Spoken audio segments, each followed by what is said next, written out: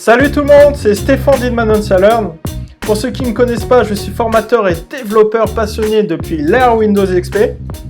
On va continuer ce que l'on a laissé dans la dernière vidéo, à savoir ça, on était là-dessus.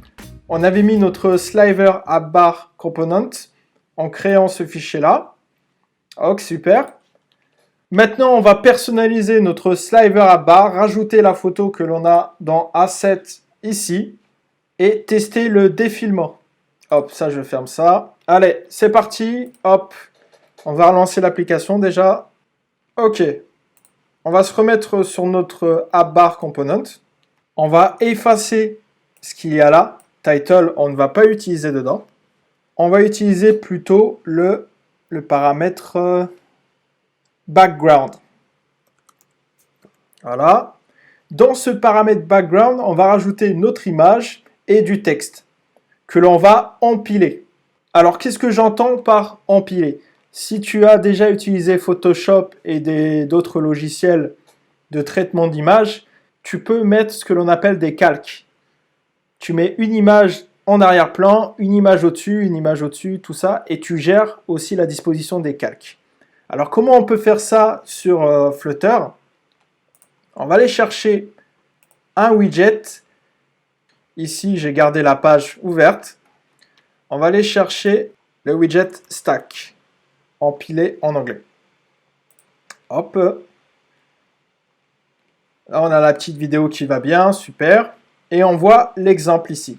Donc, comme le fonctionnement des calques, par exemple sur Photoshop, on va pouvoir empiler des widgets et les positionner à l'intérieur de notre stack. Ici, il y a 3 widgets.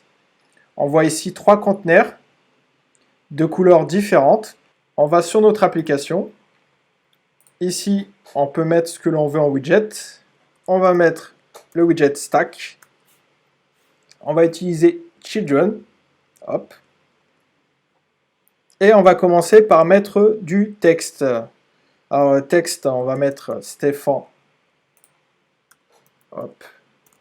Entrepreneur.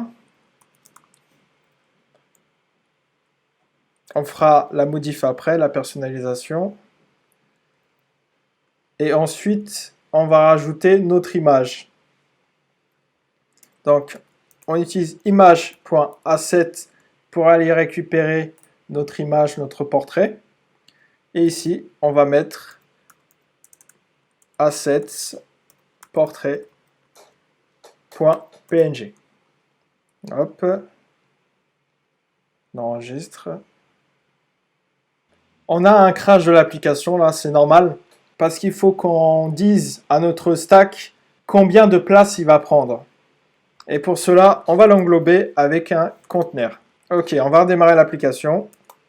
Ensuite, il y a 2 petites coquilles, là. C'est pas portrait, c'est portrait ici.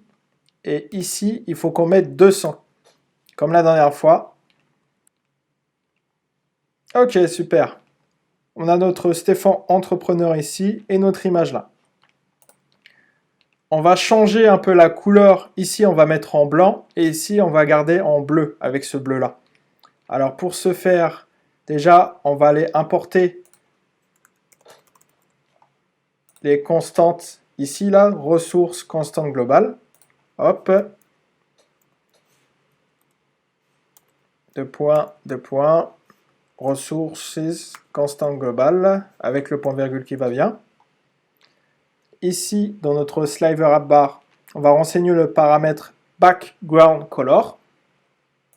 Alors, background color, comme la dernière fois, color, et on appelle notre variable background color. Est-ce que c'est bien ça? Color background plutôt.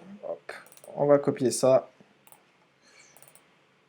Voilà. On fera des modifs après là-dessus au niveau de ces constantes-là. Tac. Nickel. Et on va changer la couleur ici. Dans background color ici. Hop. On efface ça. Et on rajoute .white avec le S. Au fur et à mesure, on rajoutera notre personnalisation ici. On se remet sur notre app bar component pour la finir. ça, on va le centrer.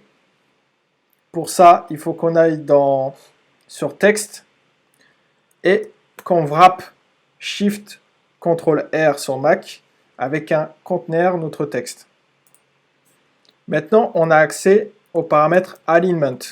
Grâce à ça, on va pouvoir disposer notre conteneur. On va tester alignment. Comme ça. Point centre gauche, donc center left. Voilà, nickel. On déplacera un peu notre image, la mettre ici. Ici, on va changer la couleur de notre texte. Text style, colors, white. Ok, nickel. On va rajouter du padding à notre texte ici. On se met toujours dans le conteneur. Padding ou même margin. Et ici, on appelle Edge Inset Only ou même All. On va mettre All, tiens. On va essayer 10.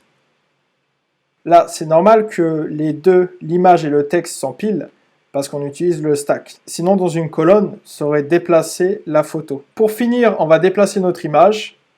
Pareil, notre image, on va la wrapper avec soit un conteneur, soit avec du padding. Et ici, on va pas mettre all, on va seulement mettre only. Only, on va mettre left et on peut mettre 8. Ok, ça l'a déplacé un peu. On va rajouter un peu plus quand même. C'est pas mal. Encore. Libre à toi de tester. Voilà, si je fais ça, ça le décale un petit peu. On va laisser comme ça. Super. Maintenant, on va tester notre animation là. On va se mettre sur Visit Card.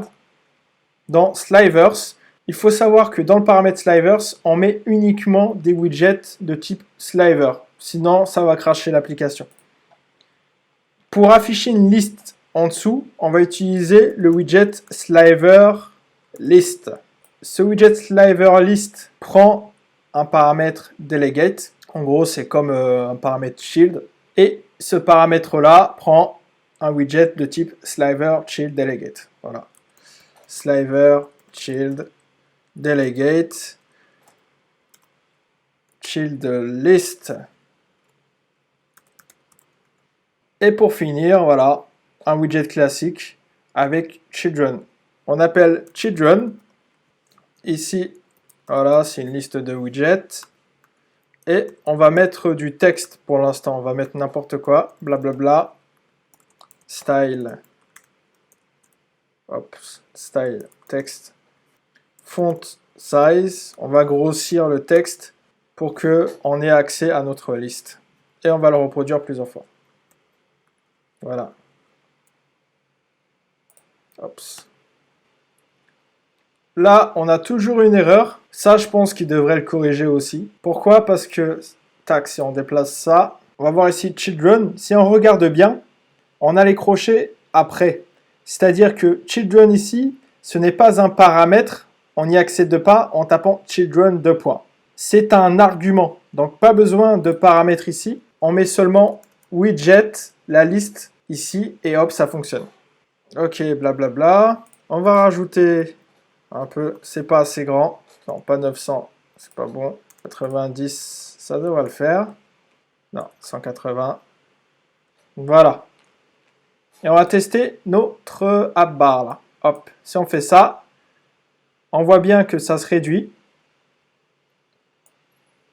Hop, et ça s'enlève. On va finir par rajouter un petit paramètre dans notre Sliver app bar pour garder notre app bar ici. Parce que là, si on fait ça, hop, elle disparaît complètement. Ce paramètre-là, dans Sliver app bar, s'appelle pinned. Il suffit de mettre true ici. Et grâce à ça, on va garder l'app bar. Comme ça, ça va nous permettre de rajouter notre menu ici. C'est tout pour aujourd'hui. Si vous voulez apprendre à concevoir n'importe quelle application et la déployer sur le marché, vous avez la formation Flutter Master dans la description. Pour recevoir mes mails privés, vous avez aussi le lien dans la description. Et pour finir, si vous avez aimé la vidéo, n'hésitez pas à vous abonner. Allez, à la prochaine!